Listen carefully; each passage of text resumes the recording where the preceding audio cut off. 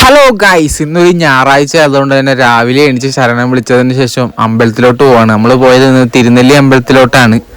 അങ്ങനെ രാവിലെ തിരുനെല്ലി അമ്പലത്തിലോട്ട് എത്തി. രാവിലെ നല്ല തണുപ്പുണ്ടായിരുന്നു, അതൊന്നും വകവെക്കാതെയാണ് രാവിലെ തന്നെ അമ്പലത്തിലോട്ട് പോയത്. ഇന്നലെ ബലിയിടൽ ചടങ്ങുള്ളത് കൊണ്ട് തന്നെ അത്യാവശ്യം തിരക്കുണ്ടായിരുന്നു അമ്പലത്തിൽ. നമ്മളങ്ങനെ നടന്ന് അമ്പലത്തിൽ എത്തിയിട്ടുണ്ട്. ഈ പടിയാണ് ഈ അമ്പലത്തിൻ്റെ ഒരു ഐശ്വര്യം. കാരണം താഴേന്ന് നോക്കുമ്പോൾ ഇത് മാത്രമേ കാണുള്ളൂ, മേലെ കയറിയാലേ അമ്പലം കാണാൻ പറ്റൂ. അതാണ് തിരുനെല്ലി അമ്പലത്തിൻ്റെ ഒരു ഹൈലൈറ്റ്. അങ്ങനെ നമ്മൾ അമ്പലം കറങ്ങി വട്ടം വെച്ചു, ചന്ദനമൊക്കെ മേടിച്ച് പുറത്തിറങ്ങിയിട്ടുണ്ട്.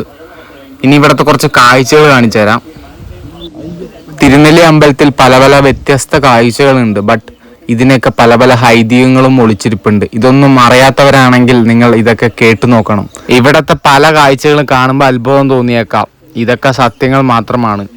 അങ്ങനെ നമ്മൾ അതൊക്കെ കണ്ട് നമ്മളെ വീട്ടിലെത്തിയിട്ടുണ്ട്. രാത്രി ഭജനയും കഴിഞ്ഞിട്ടാണ് നമ്മൾ പോയത്. ബാക്കി നാളെ കാണാം. Okay, by.